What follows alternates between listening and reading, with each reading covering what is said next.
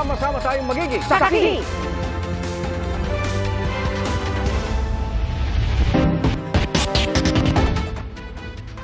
Hinihintay ngayon ang desisyon ni Pangulong Bongbong Marcos kaugnay sa rekomendasyon ng National Maritime Council na i-anunsyo na ang mga resupply mission sa Ayungin Shoal. Kasunod yan ng panggigipit ng China Coast Guard sa Rory mission nitong June 17 na ayon sa Malacanang, hindi pa nila itinuturing na armed attack. Saksi si Joseph Moro.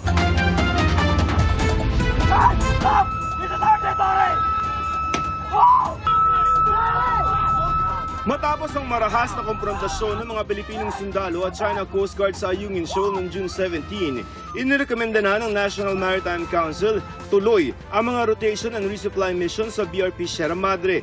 Pero may pinagkaiba sa kasalukuyang ginagawa. The announcement of the rotation and reprovision missions to the BRP Sierra Madre in Ayungin Shoal, which shall remain routinary and will be scheduled regularly. If the reason for this is there was no prior knowledge on the part of China that we were resupplying, in the best interest of all parties, I think it was a wise decision for the President to accept our recommendation to publicize the schedule for activities without giving up anything. National leadership view these incidents with concern. We will be awaiting for the guidance of the President as regards to the policy recommendations that we submitted this afternoon. Sa pananaw ni Executive Secretary Lucas Bersamin, hindi pa maituturing na armed attack ang nangyari sa Ayungin Shoal. No. Well, you know, this was probably a misunderstanding or an accident. We are not yet ready to classify this as an armed attack. That has not been in. Your question about the invocation of the Mutual Defense Treaty, it has not been, considered in our discussions. Nang tanongin si Bersamin kung iaakyat pa ito sa mas mataas na international body, that's not yet in consideration because I think this is a matter that can easily be resolved very soon by us, and if China wants to work with us, we can work with China. Pero para kay maritime law expert Professor J. Batong Bakal, hindi na lamang ordinaryong law enforcement o pagpapatupad ng regulasyon ang ginawa ng CCG noong June 17. You can consider that as an armed attack because they use weapons, diba? They were committed against Philippine sovereign vessel and personnel. Whether it is an act of war is actually a political decision, not a legal term valid. Pagpunto niya, nakadikit na sa BRP Sierra Madre ang mga bangka ng Philippine Navy ng persahang harangin ng China Coast Guard. Dahil aktibong naval post ng Sierra Madre, may immunity na anya ito, gayon din ang mga bangkang dumikit na rito. Ibig sabihin, hindi ito dapat sinasampahan, iniinspeksyon at kinukuhanan ng mga gamit. Naka-light body armor at helmet din ng China Coast Guard at may dalang mga kutsilyo, sibat, machete, palakol at mga baton. May Pilipino ring naputulan ng hinlalaki. Lahat yan pwede anyang argumento para masabing armed attack ang nangyari, kaya kailangan ng umisip ng aksyon ang Pilipinas at Amerika sa ilalim ng gumaganang MDT. Paglilinaw niya, just because you say you're invoking the MDT, that does not mean automatic gera na.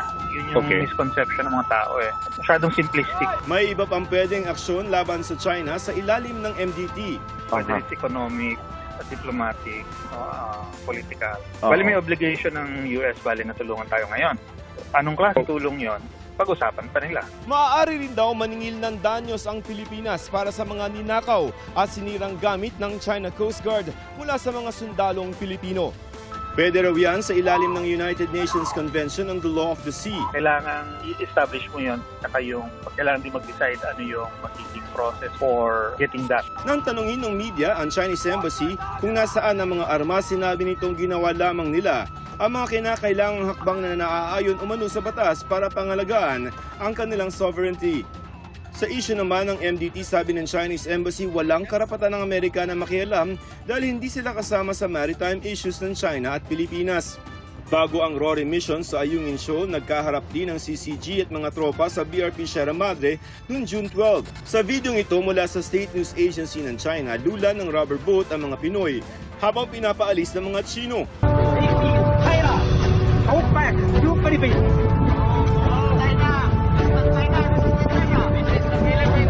Nitong June 19 naman, namataan sa Balabac, Palawan, ang dalawang Chinese warship. Nakita namin yung flag ng China. Kaya nga ang aming kapitan ng lansya ay bigla lang nagtaas din ng flag ni Philippines. To warn them siguro na this is still a Philippine territory. Kinumpirma ngayon ng AFP na may 4 na Chinese Navy vessels na dumaan 12 nautical miles mula sa Palawan noong araw na yun. Bilang bahagi raw ng Standard Operating Procedure, nag-issue ng radio challenge sa mga barko at sumagot ang mga Chinese. Ayon sa AFP, madalas dumadaan ang international vessels sa naturang lugar. Samantala, naghayag ng suporta ang iba't ibang business group sa AFP at PCG. Bagamat walang direktang binanggit na bansa, tutol sila sa patuloy na harassment sa ating mga tropa at mangingisda. Para sa GMA Integrated News, Joseph Morong, ang inyong saksi. Tinumboga ang 3 suspect sa pangahak sa ilang malalaking bangko at ahensya ng gobyerno sa mga nakalipas na taon. Ang DICT handang makipagtulungan sa NBI para sa mga inihandang kaso laban sa mga naaresto. Saksi, si Rafi Tima. Di na nakawala sa NBI ang 3 suspect na sangkot umano sa ilang malalaking hacking incident sa bansa. Ang kanila umanong mga target sa nakalipas na 5 taon, ilang malalaking bangko at ahensya ng gobyerno. Ayon sa NBI, diretsyong ibinibenta ng mga suspect ang mga nakukuha nilang data sa dark web na napupunta naman sa mga organized criminal group. Kahapon, ininquest na ang 2 hacker at sinampahan ng kasong illegal access, misuse of device at paglabag sa Data Privacy Act. Yung isa sa mga hacker dito, ang nakita namin sa kanyang device through control viewing, yung mga user account credential ng mga bangko. So, magbe-verify kami. Kasi ito ho yung gagamitin ng mga scammers natin sa kanilang exploit. Sa impormasyon ng NBI, cybersecurity researcher ng isang malaking kumpanya ang isa sa mga suspect, habang graduating student naman ang isa. Ang isa pang arestadong si alias Kangkong, data security officer naman ng isang news website. Kabilang sa kanya mga hinak ang Armed Forces of the Philippines. Sabi ni alias Kangkong, hindi na siya aktibo sa illegal hacking activity. Yung AFP database, nilig ko publicly. So sabi ko nga, after ko siya ilik, doon ko lang na-realize yung severity ng vulnerability, which is pinagsisihan ko. Siyempre, data ng mga sundalo yun. Yun yung hindi ko na-realize that time. Hinak na rin daw niya ang National Security Council, recruitment website ng AFP, Cavite LGU, maging ang isang medical group. Pero itinanggi niyang ibinibenta niya ang data. Gusto lang daw niyang patunayan sa sarili na kaya niyang pasukin ng mga website na kanyang binibiktima. Isiniwalat din ni alias Kangkong na isang kilalang tech editor umano ang isa sa mga nag-utos sa kanya para manghack. Pinalalabas daw ng editor na nabigyan siya ng tip tungkol sa hacking at vulnerability ng ilang website na kanyang isinusulat.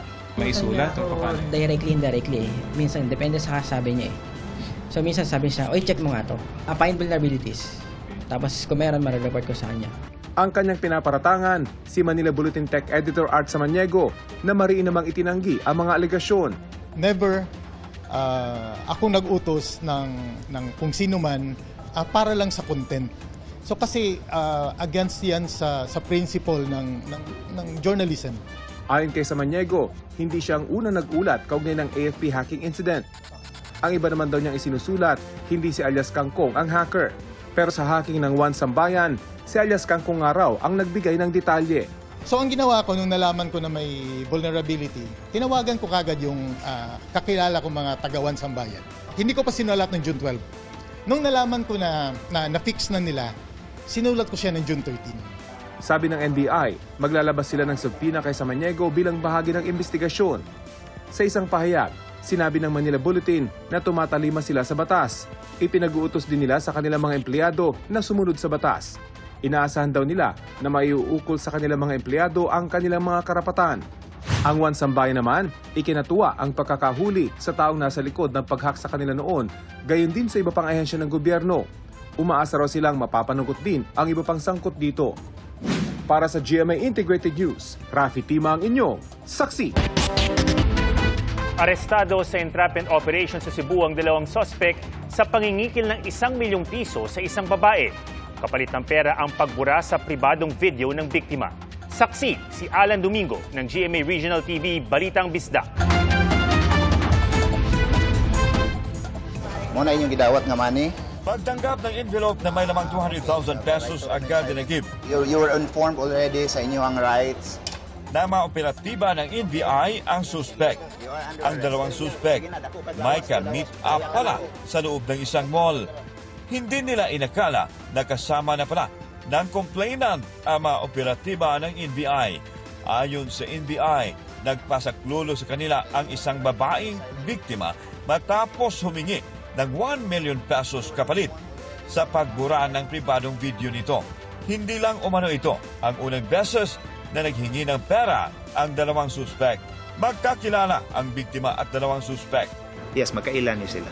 But the relationship later on turned sour, no? So, until such time nga kaning victim o siya kabalo nga naagi di ay video. And then such time nga nagbingkil naman ni sila, nagdemand na gyud og 1 million for the deletion. Itinanggi naman na masuspect ang paratang sa kanila. Handa umano nilang harapin sa korte ang kasong isinampa laban sa kanila. I'm honest and kung yun nga wala ko'y jud ko even di lang ko mag-mention wala jud ko di ko ganaging anana sir. Ma'am kanang kung unsa man wala lang ko kabalo ka inana ang atong ka-close pero wala ko kabalo nga maabot inaning. Atubangon lang namo. Naharap ang dalawa sa reklamong paglabag sa Anti-Photo and Video Voyeurism Act at robbery extortion. Para sa GMA Integrated News, ako si Alan Domingo ng GMA Regional TV Balitang Misdak, ang inyong saksi. Bago sa saksi, mahigit 1 milyong piso ang ninakaw umano ng isang lalaki sa kanyang lolo sa Dagupan City. Ginawa raw katiwala ng biktimang apo sa kanilang bahay at klinik. Saksi, si Claire Lacanilao Dungca ng GMA Regional TV, 1 North, Central Luzon. Mismong si Lolo Antonio ang nagpakulong sa kanyang 20 anyos na apong lalaki. Reklamo ni Lolo Antonio. Ilang beses na umano siyang pinagnakawan ng apo na ginawa pa naman niyang katiwala sa kanilang bahay at dental clinic sa Barangay Pogo Grande, Dagupan City. Isang kasama sa bahay ang nagsumbong daw sa kanya at nang komprontahin ng apo, nakita niya sa drawer nito ang mahigit 100,000 pesos na cash. Pagkadating ko, yun ang sinabi sa akin na may dala-dalang pera yung apo ko. Ang ginawa ko, pumasok ako sa kwarto, nag-inventory ako doon sa mga pera. Doon ko nalaman na nawawala yung 1.1 million. Ayon kay Lolo Antonio, hindi niya lubos maisip na pagnanakawan ng apo na madalas pa naman niyang mautusan sa gawain. Ayon sa pulisya, umamin ang suspect na matagal na niyang ninanakawan ang kanyang lolo. Yung suspect natin ay pinambili niya ng mga motor na apat, pinampaayos din ng mga bahay nila. Na-inquest na ang suspect sa reklamong pagnanakaw. Para sa GMA Integrated News, ako si Claire Lacanilao Dungca ng GMA Regional TV 1 North Central Luzon, ang inyong saksi. Ikinabahala ng ilang taga-Pasig ang iligal na karerang nahulikam sa Marcos Highway. Ayon sa tanod ng barangay, nakikita nila ang drag racing pero wala naman silang karapatang manikit. Saksi si Mark Salazar. Ang maingay na revolusyon ng selinyador ng mga kotse sa 10 oras pa naman ng gabi. Yan ang iniinda ng mga residente sa Marcos Highway, parte ng Pasig.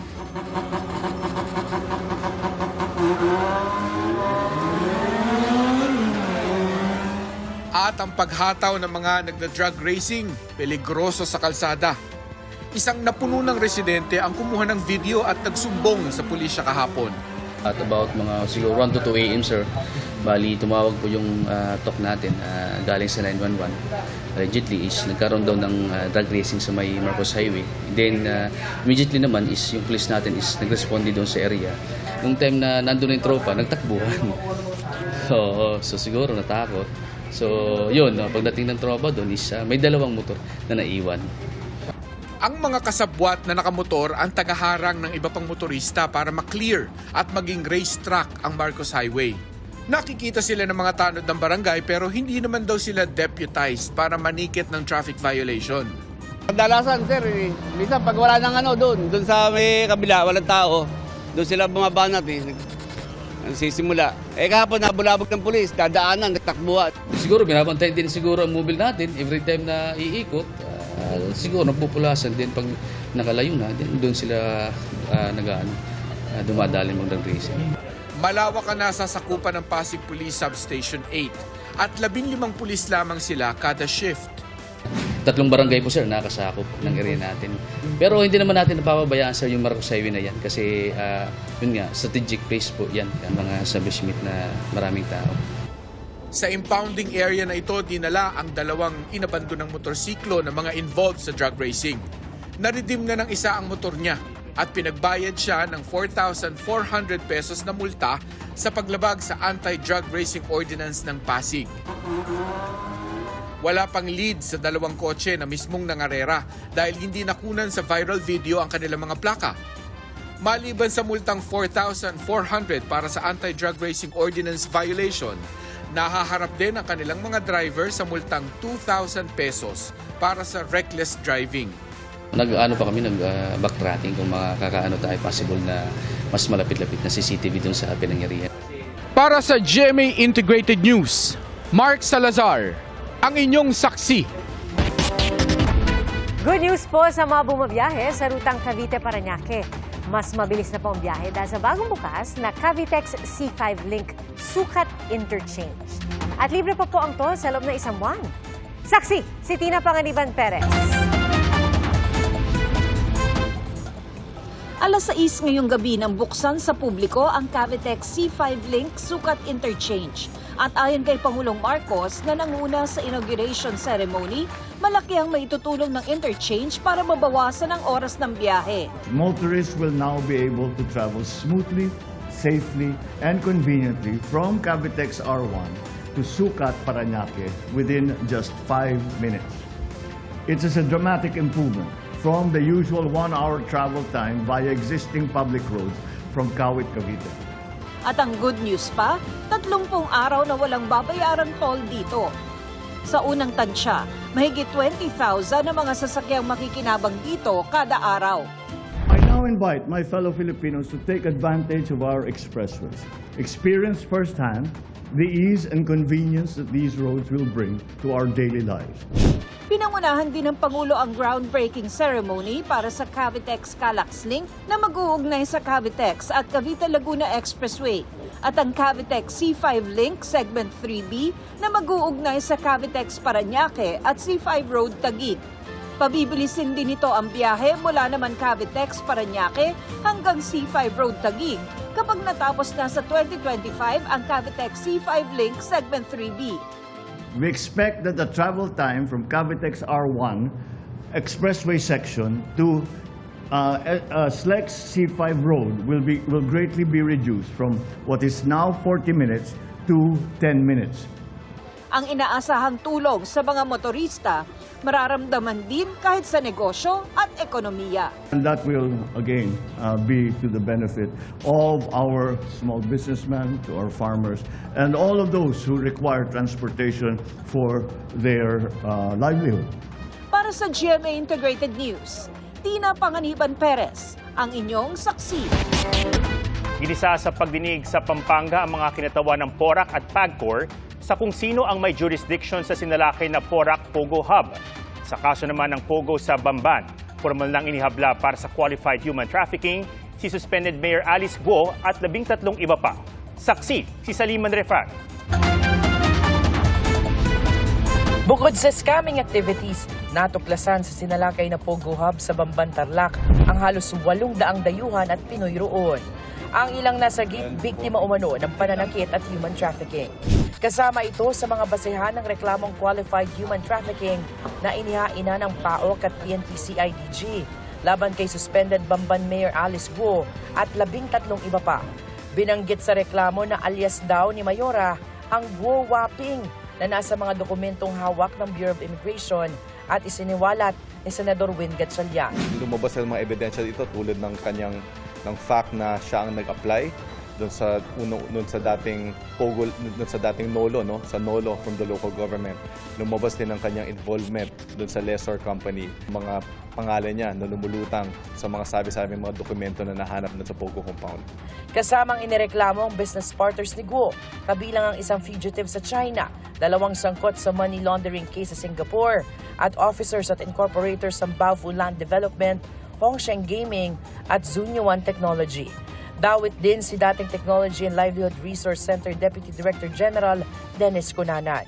Base sa mga dokumentong nakuha sa Pogo sa Bamban, may koneksyon din daw si Cunanan sa Pogo sa Porac, Pampanga. After piecing together the pieces of the evidence, we concluded and we decided that he is part of the grand conspiracy to commit labor trafficking. So, Inihahanda na ng Justice Department ng Immigration Lookout Bulletin Order laban kay Guo, Cunanan at 12 ibang respondents. Sabi ng kampo ni Mayora, handa raw siyang harapin ng reklamo. Hindi raw sapat ang koneksyon sa mga kumpanya o individual para idiin siya sa human trafficking. Kinukuha pa rin ng GMA Integrated News ang panig ni Cunanan. Sa pagdinig naman ng Pampanga Provincial Government sa Pogo Compound ng Lucky South 99 sa Porac, ginisa ang LGU ng Porac at Pagcor na kapwa nagturuan kung kanino sa kanilang jurisdiction ng naturang Pogo Hub. Actually, yung license ko, we already check on the website. Pero with regard to the area ko, wala nung never po nagkaroon ng communication with the Pwede ang LGU na pumasok kahit anumang establishmento pag may nakikita kang iligal. Sabi ng Pagcor, isa lang sa 46 na gusali sa Porac Compound ang nabigyan nila ng Pogo permit. Nagsimula rin umano ito bilang BPO na tumatanggap lang ng tanong tungkol sa online casino games. Eventually po, na-issue na po ng Pogo license si Lucky South kung saan sila na po yung magpapataya supposedly. So na-issue po yun ng 2020, valid mula 2020 hanggang October 27, 2023. Lumabas ding walang rehistro ang Lucky South 99 sa SSS, PhilHealth at Pag-ibig. At ang aabot sa 800 dayuhang empleyado rito na inirehistro sa immigration, hindi tugma sa nakarehistro sa Dole Region 3 na mahigit 100 at sa record ng Pagcor na 7 empleyado lang. Walang kinatawa ng Lucky South 99 sa pagdinig, pero humarap ang isa sa mga nakalistang incorporator nito. Presidente rin umano siya ng Whirlwind Company na may-ari ng lupang inuupahan ng Pogo. Git niya, ginamit lang ang pangalan niya at 2019 pa natanggal pero nakalagay pa rin sa mga papeles ng korporasyon. Parang ang na-push lang talaga is yung Whirlwind. Yun lang, doon lang ako natanggal. Tapos yung Lucky South, ginagamit pa rin yung name ko. Bukod sa Porac at Bamban, binabantayan din daw ang iba pang lugar na posibleng may iligal na Pogo Hub. Siguro mayroong mga 4 na local government officials na nagpapatulong sa amin. We are intensifying our fight against this illegal Pogo. Para sa GMA Integrated News, Salima Refran, ang inyong saksi. Ngayong araw po ang itinuturing na longest day of the year sa ilang panig ng mundo. Yan ang epekto ng June solstice na tinatawag ding summer solstice dahil hudyat din ito ng simula ng summer sa Northern Hemisphere.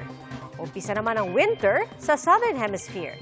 At dito po sa Pilipinas, kahit tapos ang summer, naranasan naman ang 13 oras na daytime kanina ayon sa Pag-asa. At bukas naman, base sa datos ng Metro Weather, may mga pag-ulan sa ilang bahagi ng Central at Southern Luzon, Cagayan Valley, Ilocos Region, at malaking bahagi ng Visayas at Mindanao. Sa linggo, posible maulit ang mga pag-ulan. At mas marami na ang makaranas ng heavy to intense rains kaya maging alerto sa banta ng baha o pagguho ng lupa. Maging handa rin ang mga taga-Metro Manila sa tsansa ng ulan ngayong weekend. Habagat pa rin at localized thunderstorms ang makaka-apekto sa malaking bahagi ng bansa. Umaaray ang mga tsoper dahil sa may nakaambang big-time oil price hike sa susunod na linggo. Saksi si Jamie Santos.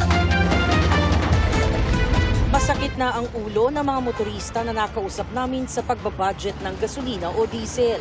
May nakaamba na naman kasing big-time oil price hike sa susunod na linggo. Ayon sa Department of Energy, pinakamalaki ulit ang diesel na halos 2 piso. Wala namang magagawa kundi magpagas pa din. Hindi makakatipid pag nag-off. Kaya nga At least pag kasi may sasakyan ka, less yung traveling time. Hindi natin gusto yan dahil tataas na naman ang presyo. Maapektuhan lahat ng bilihin. No? So hindi lang yung gas yun. Sa tala ng GMA Integrated News Research, may 15 OPH na sa gasolina ngayong taon katumbas ng halos 7 pesos per liter. Sa diesel naman, 13 times na nag-OPH katumbas ng 6 pesos. Ayon sa Department of Energy Oil Industry Management Bureau, ang panibagong posibleng taas presyo sa langis ay dahil sa nagpapatuloy na tensyon sa ilang bansa tulad sa Ukraine, Russia at sa Middle East. Pero bukod sa presyo ng petrolyo, may isa pang hinaharap ang mga tsuper, ang PUV modernization. Kanina nga, naging mainit ang sagutan sa Senado sa pagtalakay ng Committee on Public Services sa modernization. Hiling kasi ng grupong Manibela, payagan pa rin silang makabiyahe kahit hindi nag-consolidate. Huhulihin na kami. Marami sa amin, 10,000 ang multa doon sa sasakyan, 2,000 doon sa kanyang lisensya, sumatotal 12,000 piso po. Pero tanong ng grupong Busina, ilang extension na po ang consolidation? Ang tanong, magko-consolidate ba siya? Hindi sumunod kami sa inyong lahat sa mga sinasabi niyo po eh. Tapos may isang tao lang na ayaw? Hindi po totoo na ayaw namin ng katunayan. Meron nga po kaming modernized na sasakyan na dala-dala ngayon. Ang ayaw lang po namin yung consolidation. Tapos na ang deadline ng pamahalaan, pero 12% pa lang ng local public transport route planning para sa PUV modernization ang tapos. Question din kung bakit kasi local government ang nagpaplano ng ruta. Ginagawang negosyo ni Mayor yung rota, ibibigay sa kamag-anakan. And that's not fair. Kaya so wag natin totally ibigay sa LGU yung route rationalization. Ang pamahalaan ng isang local government unit ang mas nakakaalam kung ano yung mga magagandang ruta. Para sa GMA Integrated News, Jamie Santos ang inyong saksi. Patuloy ang pang-iengganyo ng Department of Tourism sa mga dayuhan na pumasyal sa Pilipinas. Sa kabila po ito ng iba't ibang hamon sa turismo. Saksi, si Von Aquino. Sa patuloy na pagbangon ng industriya ng turismo, may mga hamong kinakaharap ang turismo sa Pilipinas. Ayon kay Tourism Secretary Cristina Frasco, kabilang narito ang pagkuha ng visa. Ang mga Chinese tourist halimbawa, dinagdagan ng Department of Foreign Affairs ang requirement sa pagkuha ng visa. We understand the policy direction as well as the decision of the Department of Foreign Affairs, especially that it is based on certain security components. And so sa part naman ng Department of Tourism, patuloy lang din yung ating efforts in terms of further attracting our well-performing traditional source markets. Hamon din ang connectivity o mga biyahe papasok sa bansa, lalo't isang archipelago ang Pilipinas. Pati ang accommodation availability sa bansa, malaking hamon sa turismo. Sagot ng Philippine Hotel Owners Association, sa susunod na 4 na taon, magde-develop sila ng 50 to 55 hotel projects na magdadagdag ng 15,000 rooms sa inventory ng bansa. Our commitment is to help the government, to help the DOT, expand the inventory and improve the quality of the facilities and services for accommodation establishments all over the country. Pagdating sa tourism competitiveness, pang-69 ang Pilipinas sa 119 na bansa sa mundo. Base ito sa Travel and Tourism Development Index 2024 overall rankings ng World Economic Forum. You are not necessarily in a bad position. Definitely innovation, sustainability is an issue and you have to work. Para sa GMA Integrated News, Von Aquino ang inyong saksi.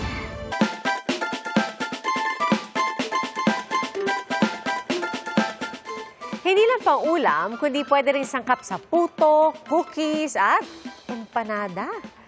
Walang iba po yan, kundi ang malunggay na kilala para sa health benefits nito. Ating saksihan.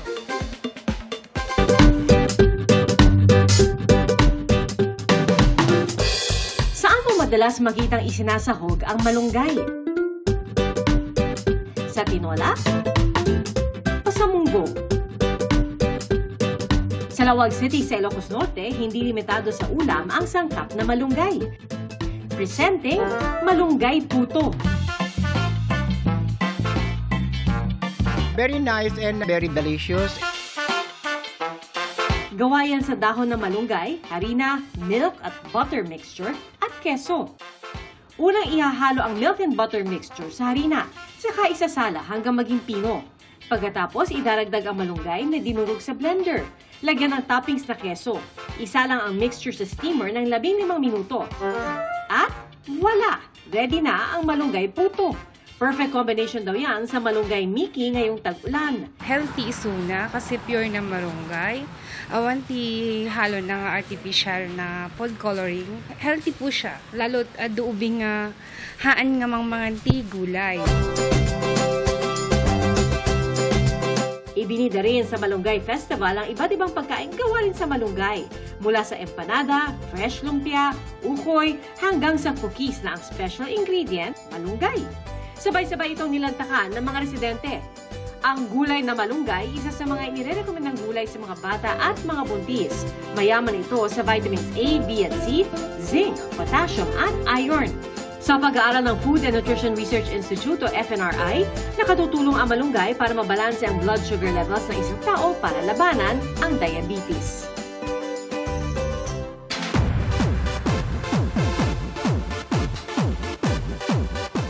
Today is a lovely day para sa fans ng K-actor na si Byun Woo Sok. K-League to the max ang kanyang press con nang mag-sample siya ng ilang Tagalog words. Kumusta? Salamat. Yes. Uwi ka na? Hindi ako galit. Very thoughtful rin si Woo Sok nang bigyan niya ng flowers ang ilang miyembro ng media. Ay kay Woo Sok, naninibago siya sa atensyon na nakuha niya sa kanyang latest hit series. Asahan naman ng fans na may bago rin siyang project soon. Bukas, makakabonding ng aktor ang ilang Pinoy fans sa kanyang fan meeting. Mga kapuso, salamat po sa inyong pagsaksi. Ako si Pia Arcangel. Sa ngalan ni Arnold Clavio, ako si Ato Maraulio para sa mas malaking misyon at sa mas malawak na paglilingkod sa bayan. Mula sa GMA Integrated News, ang News Authority ng Pilipino. Hanggang sa Lunes, sama-sama tayong magiging saksi!